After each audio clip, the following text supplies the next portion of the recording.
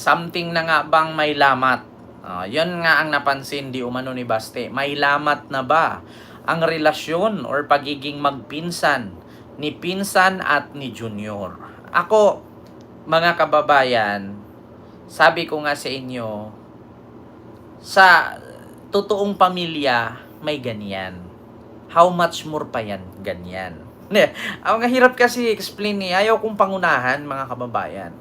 O ayaw kong pangunahan, pero sa totoo lang, yung napansin ni Basti Duterte, noon ko pa yan alam. Gusto ko lang i-clarify ha. Ma'am Selfa Glory, Miguel Love, shoutout po. Yung napansin ni Basti, matagal ko na yang alam. Problema nila yan eh. Problema nila magpinsan yan. Malay natin, merong hindi nagustuhan si Junior kay Pinsan na ginawa ni Pinsan na hindi gusto ni Junior. Diba? Oo. Ngayon lang nila napansin yan, Diyos ko. Ilang beses na nga dyan may gatherings, hindi na nga siya binibigkas yung pangalan. Noon pa yan. Ako na mismo nagsabi, mga kababayan. Problema nila yan, magpinsan sila eh. Pero napansin nyo, kada na lang may gatherings, kada may event, hindi na siya binibigkas ni Junior. Iba na lang ang pinapasaringan. Kaya napansin nyo, mga kababayan, lalo ngayon na napakaraming hawak si Pinsan, sangkot. Diba? Mampuri Malunso. Oo, totoo yan. Noon ko pa yan napansin. Noon ko pa yan alam na hindi na talaga. May lamat na talaga. Ako na mismo magkumpirma. Mga kababayan. Ako na mismo magkumpirma. May lamat na po talaga. Natural lang yan sa pagpamilya. And biological nga. Magtaka pa ba kayo? Si Mana nga at si Bungit. May lamat na nga. Yun pa kayong magpinsan. Diba? Noon pa yan. Wala naman problema, politika yan eh. Di ba? Oo. Yung magkapatid nga, may lamat. Yan pa kayo magpinsan lang. Di ba? Noon pa yan, ako na mismo, kinumpirma ko na. Ngayon kasi, sa House of Representatives, mga kababayan, lalo na pag naimbestigahan, yung flood control na 545 billion na yan, na nasasayang lang, no? Marami po kasi sa mga kongresista na may connection dyan sa flood control. Kung hindi yan kayang solusyonan ni Pinsan, kung hindi yan kayang pugsain ni Pinsan, madadamay si Junior. Totoo yan. Si Junior kasi ayaw ng mga ganyan eh. Ramdam ko, alam ko, ayaw ni Junior nang sumasabit siya. Ayaw ni Junior nang sumasabit siya. Kaya yung mga kapalpakan ni Pinsan, noon pa yan basta ako i-clarify ko lang sa inyo, ako po mismo mag-confirm, may lamat na po talaga. Diba? Kaya yan yung una nating pag-uusapan, mga kababayan. May lamat na po talaga. According kasi kay Basti, mga kababayan, Basti Duterte, napansin niya at may duda siya na may lamat na daw. Diba? Mampuri Malunso, hindi naman ako kasi pwedeng pwedeng tawag dito, plastikin ko kayo. Hindi ko rin pwede kasing sabihin na hindi totoo. Totoo naman po.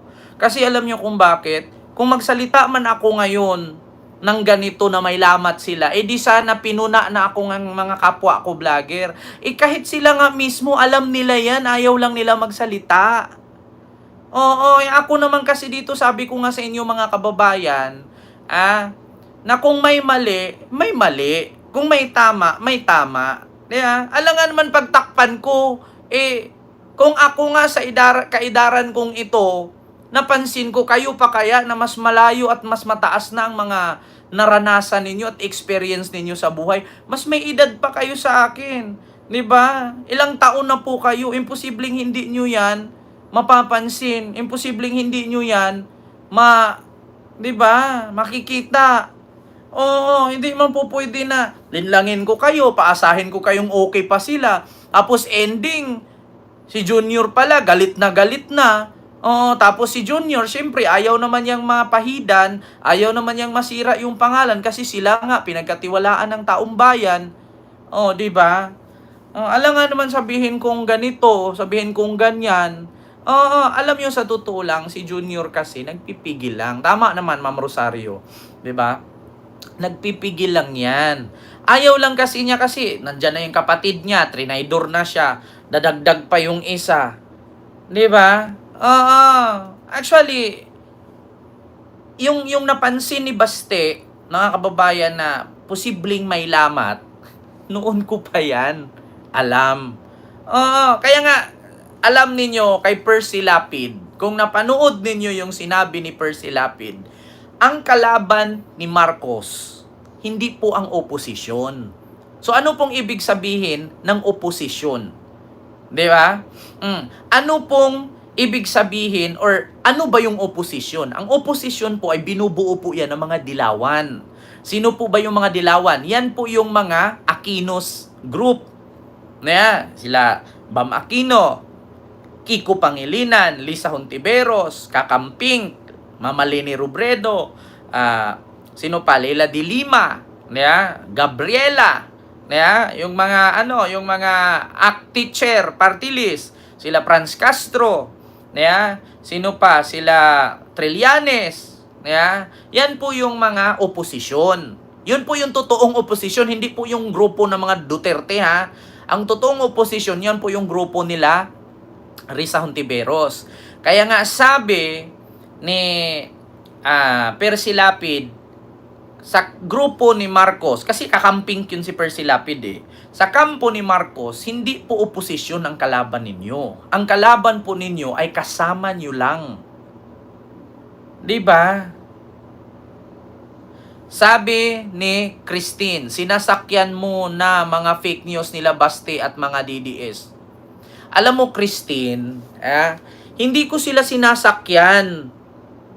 Wala pa yang pagdududa ni Baste na may lamat yung magpinsan. Noon ko pa sinabi yan.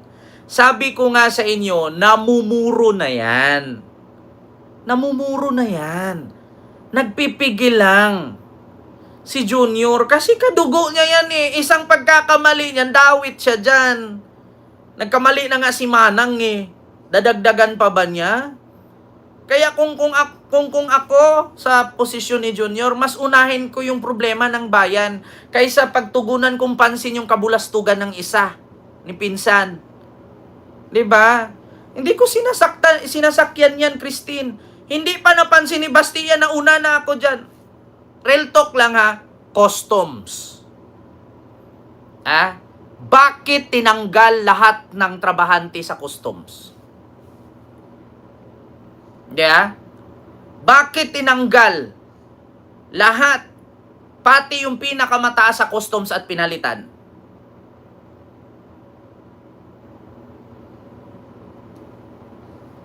Sige nga, kamakailan lang binalita, tinanggal lahat. Tinanggal lahat, pati yung head ng customs. Bakit? Ang laki ng korupsyon. Sino ba ang may hawak ng customs? Ayaw ko na. Eto. Pakinggan ninyo ha. Tapos pansinin ninyong maigi.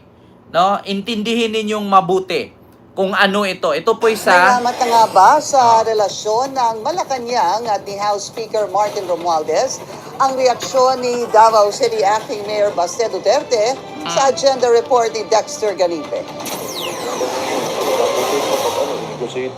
Duda si Davao City Acting Mayor Sebastian Duterte na umaasim na ang relasyon ng liderato ng House of Representatives at ng Malacanang, lalo na ng Pangulo. Sa kanyang weekend online program na pag-usapan ang isyu ng reaksyon ni SP Cheese sa pag-uugnay sa kanya at ng kanyang kaibigan at kababayang kontratista ng gobyerno para gibain ang kanyang liderato at mapalitan siya sa pwesto bilang SP. Diba sinabi ni Chase, diba, dahil sa impeachment, alam niya sino yan. And tingnan mo, with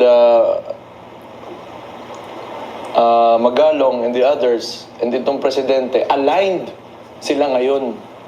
What do you mean align here? About the issue. Okay. Na tinitira nila itong ano. Tignan nyo ha, yung sinabi niyang Magalong.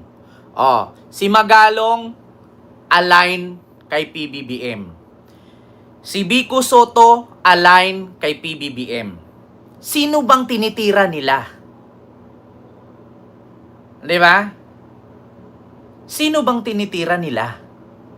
Si Magalong, kung mali ang mga sinabi ni Magalong, bakit hindi nga nila ano si Magalong? Bakit hindi nila ipaaresto kung mali? Si Vico Soto. Mali ba? Lahat ng binulgar ni Vico Soto noong eleksyong midterm. Lahat nagkatotoo. Bakit nga ba nakahawak ng mga proyekto yung mga kontraktor na yan? Sino ba ang may konektado dyan? Di ba? Ganun lang.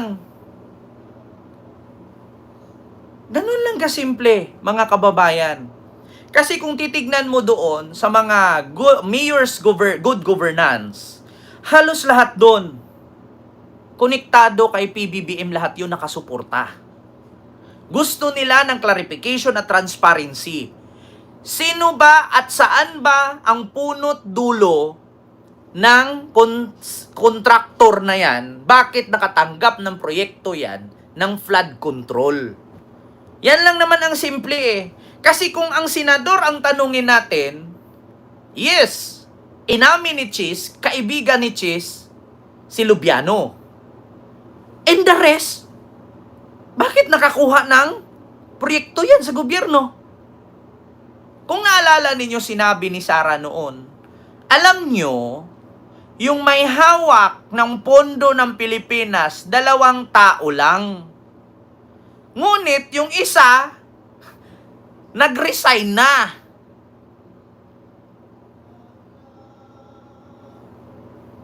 Diba?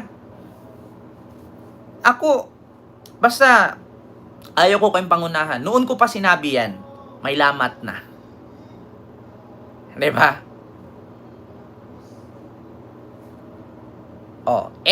GC Most, sabi niya, sa panahon pa daw ni Duterte, nakatanggap ng mga proyekto itong mga kontraktor. Sa panahon pa pala ni Duterte, bakit hindi pinagtatanggal yan?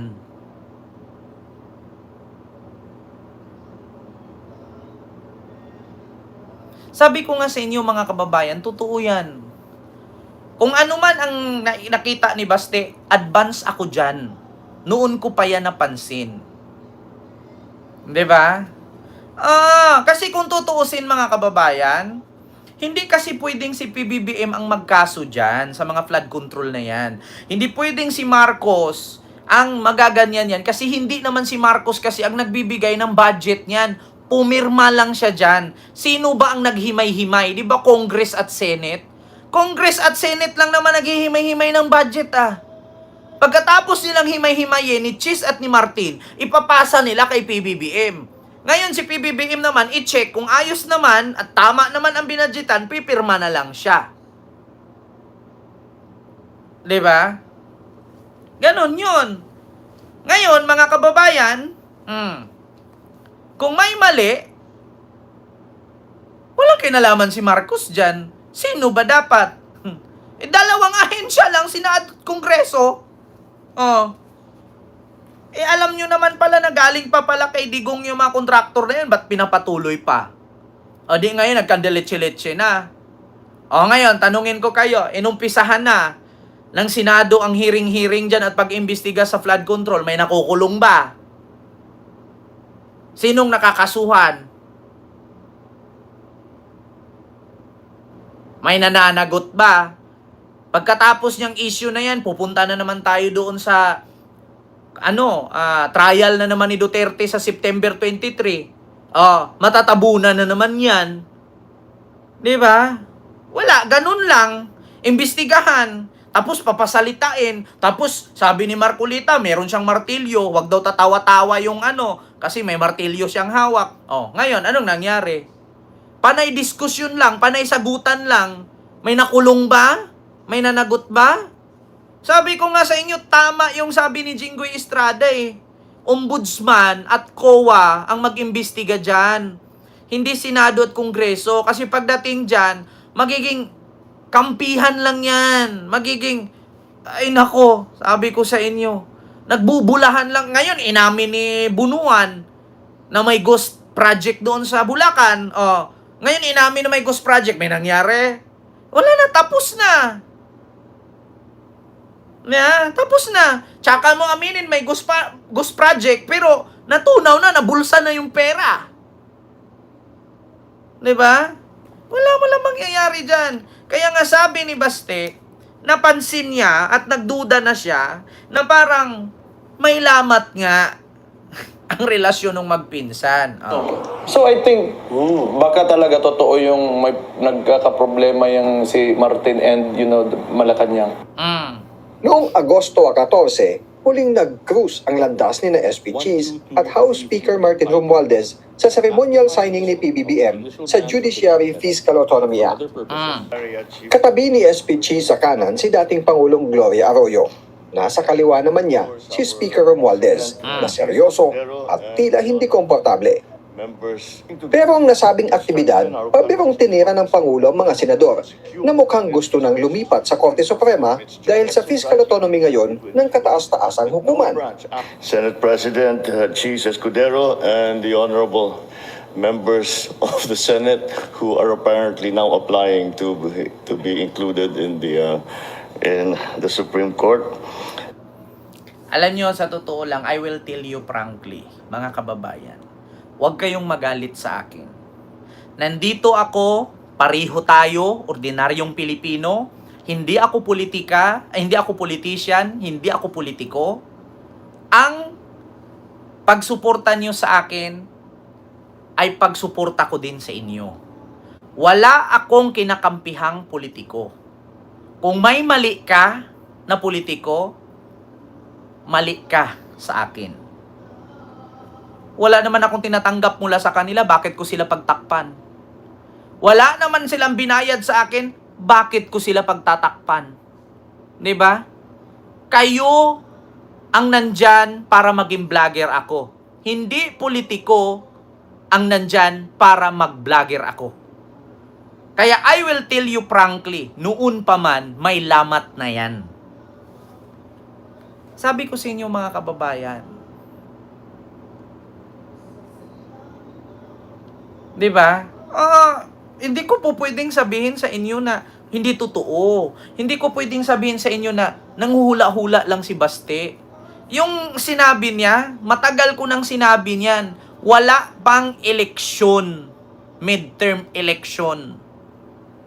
Totoo po yan.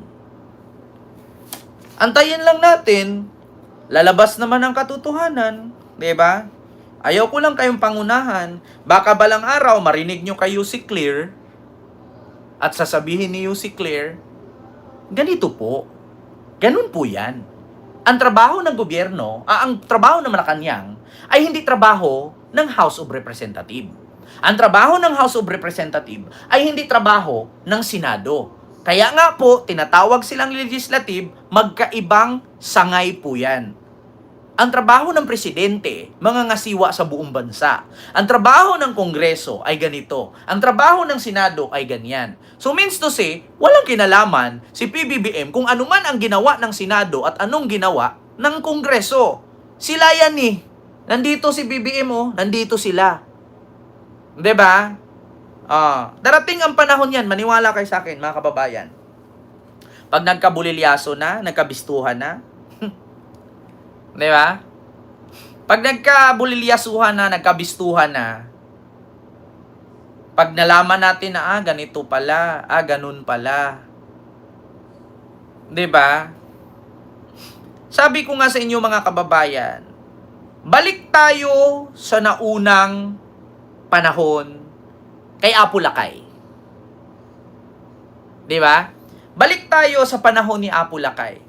Sino ang traidor sa administrasyon ni Apo Lakay?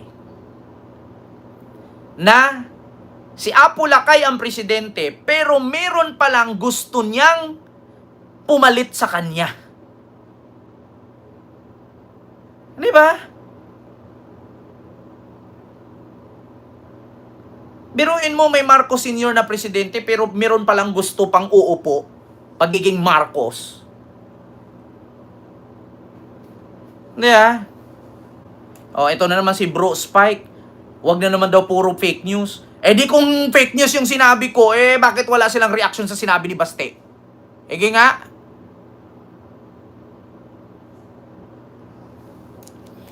Basta yun lang sa akin, ayaw ko nang anuhin. Basta kung ano man ang naramdaman ni Baste o yung duda ni Baste Duterte, matagal ko na ding alam yan. Kahit magduda pa siya ngayon o kahit lahat ng mga Duterte magduda dyan sa relasyon ni Pinsan at ni Junior, noon ko pa yan alam. Ayaw na talaga ni Junior kay Pinsan. Yun po yun. Inaamin ko na. Ayaw po ni Junior na kay Pinsan. Oh. Yun po yun. Matagal ko nang alam yan.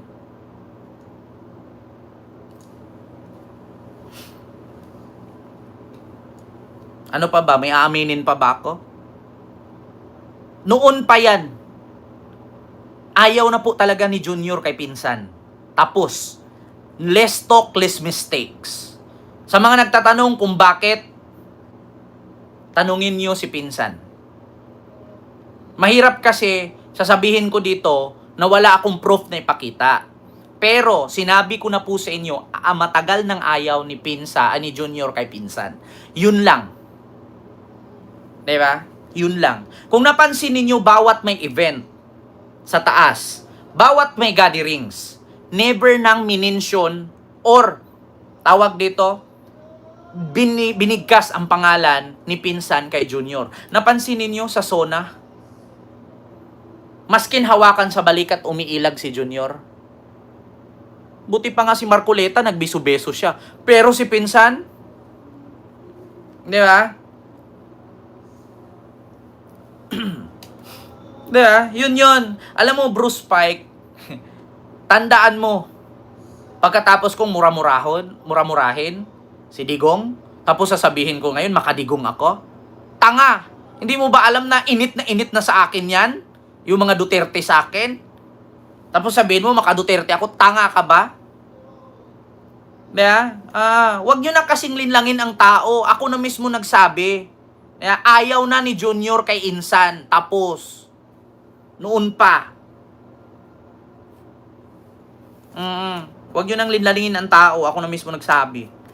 Sabihin nyo man sa aking fake news, darating ang panahon, sabi ko sa inyo, pag nagkandalitse-litse ang ahensya ni Junior, tignan mo, maghugas kamay yan magkandalitse-litse ang ahensya ni Pinsan, maghugas kamay si Junior kasi wala siyang alam dyan.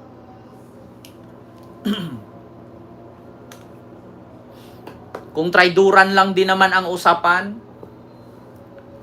tignan ninyo yung jet ski holiday. Kung nakita nyo si Vice doon, gumaganon-ganon pa ang bunganga ni Lassie, o ni MC. Diba si MC? Oh, mga kababayan, sama-sama. Diba, ginaganon-ganon ni Vice? Kung traiduran lang, sino bang nagpapasahod kay Vice, Aber? Sino ang amo ni Vice ngayon?